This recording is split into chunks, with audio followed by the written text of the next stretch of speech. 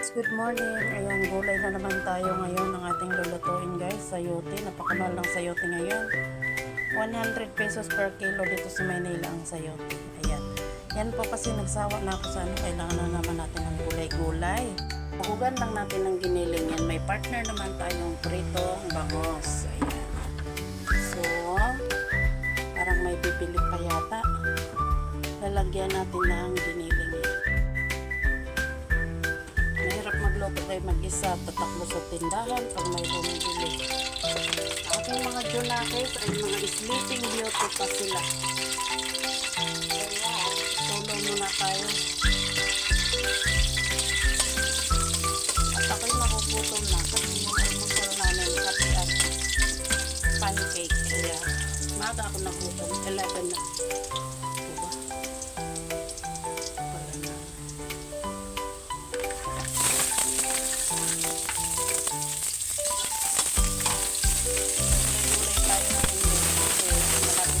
Pasko, tayo na naman ang mangyayari.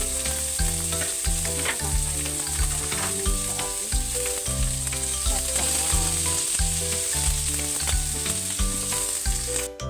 So yan guys, nagluluto tayo habang nagtitinda kaya takbo-takbo ang ating nangyayari. Mahirap mag-isa sa buhay. Yan, lagyan natin siya ng giniling. Malinis po yung giniling natin.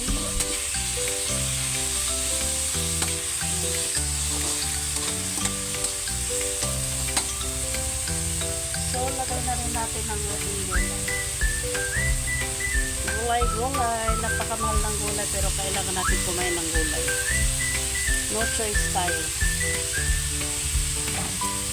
Para din kumita yung mga magugulay. Ba? Wait lang natin na maluto. Ayan.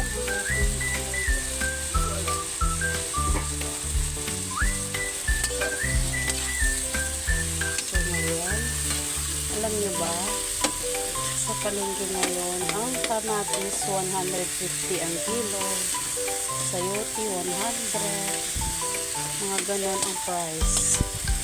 Kaya paano, pagkasyahin ang 500 pesos sa Noche Buena, pang recados pa lang, mamulobi ka na. Sibuyas, mabuti yung sibuyas may medyo bumaba ng konti, pero hindi pa rin as in yung normal na price.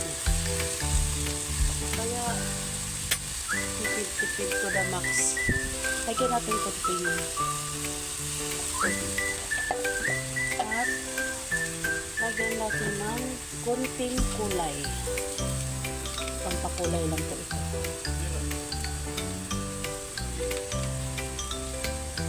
At lagyan natin siya ng pampalas. Hindi na ako naglalagay ng mga magic sarap dyan kasi magic na natin buhay dyan. Minsan na. Minsan. Ito kasi ever since Ajinomoto na talaga tayo. Pag silang natagal sa Ajinomoto ka na, diba?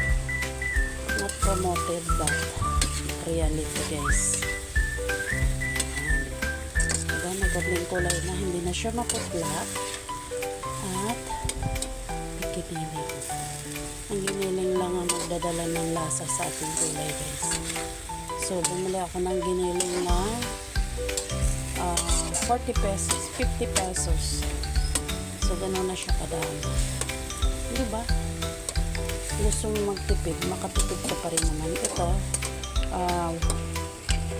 kung pagsamahin mo lahat ng sa 200 pesos. Nasaan ang ating 500 pesos sa Noche Buena. Check natin kung tama na ba yung timpla.